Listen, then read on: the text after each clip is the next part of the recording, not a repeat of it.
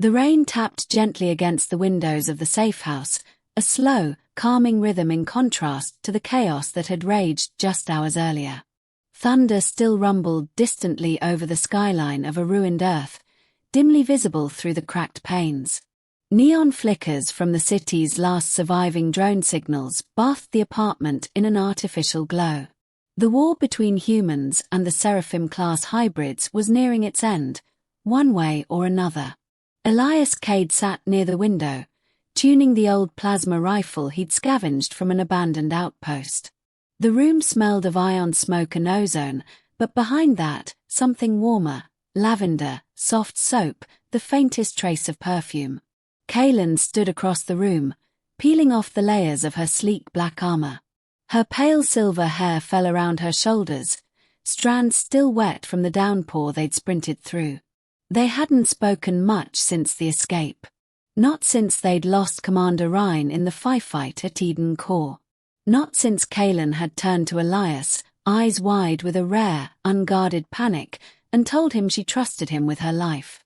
He didn't know how to process that. Kaelen wasn't human. Not entirely. Half-Seraphim, a hybrid forged in the biolabs of Eon Command. Engineered to kill, to infiltrate, to lie. Yet for the past year, she'd fought beside him, not as a weapon, not as a spy, but as someone who bled, who mourned, who laughed, sometimes too quietly. And now they were alone. With the war fading behind them like static on an old transmission. She turned slowly and walked toward him. "You're bleeding," she said, her voice low, unhurried. She pointed to his arm, where the torn sleeve revealed a shallow gash. "I'm fine," Elias replied, not meeting her eyes. "It'll clot." Kaelen knelt beside him anyway, reaching into the medkit and pulling out a strip of synthband. Her fingers brushed against his skin. Cool, precise. But when he looked down, he saw the small tremble in her hands. "You're shaking." "So are you," she replied. He smiled faintly. "Not like you."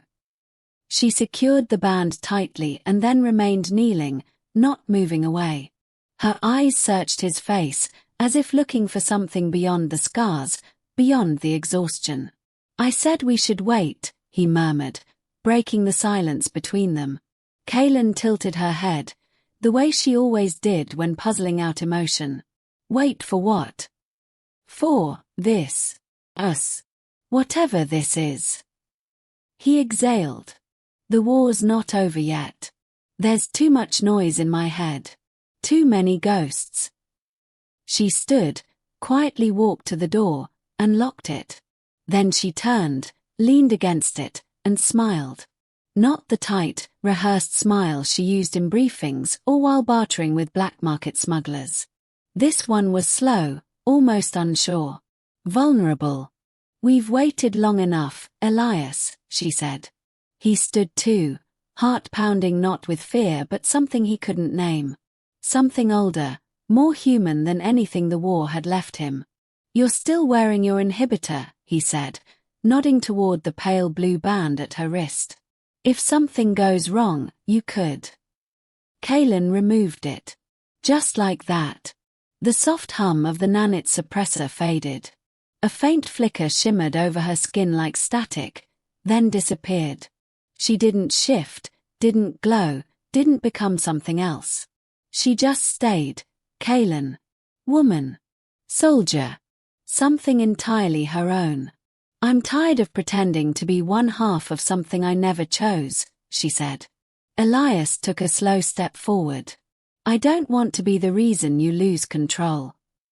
She moved toward him, step for step. "And I don't want to be the reason you keep hiding from what you feel." They met in the center of the room, inches apart, the silence thick between them. His voice came low. "We've both killed too much to deserve anything like peace." "I'm not asking for peace," she whispered. "I'm asking for tonight." He searched her face, sharp and soft all at once. The angles of a killer. The eyes of someone who had learned, slowly, painfully, how to care. Their lips met, tentative, trembling, desperate. No fireworks. No cinematic crescendo. Just heat. Need. Relief. Like a dam breaking after too many years of holding back a flood. They lay side by side in the makeshift bed of cushions and blankets scavenged from the ruins of a hotel below. The city moaned outside, wind curling through shattered steel beams. Her head rested on his chest, and for the first time in weeks, Elias didn't feel the gnawing ache of survival. Only the thud of his heart, steady and strange. "You were the first human who didn't look at me like I was a weapon," Kaelen said softly, tracing idle patterns on his skin. "You were the first person who didn't treat me like I was already broken," he replied. A beat of silence. "Do you think we'll make it to the after?" she asked. "A world without war?" Elias thought about it. About the remaining fleets. About Eon Command. About the final push toward the control nexus. "I don't know," he said truthfully.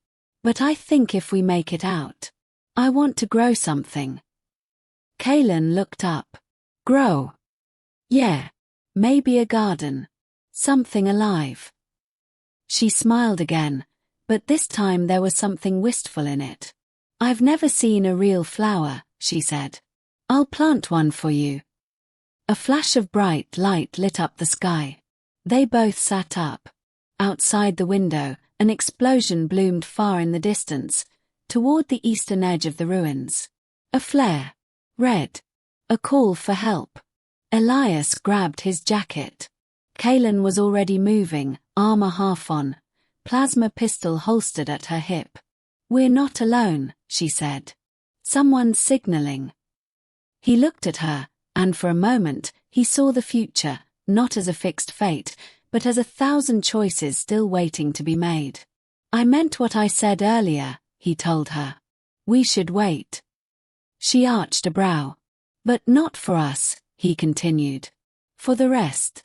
The rest of the world can wait. You and me, we start now."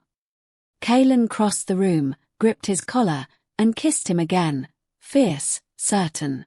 Then she opened the door, gun drawn, eyes blazing. Elias followed, steps in sync with hers, heart light with something dangerously close to hope. And behind them, the door swung shut with a soft click. Not locked this time, but wide open to whatever came next.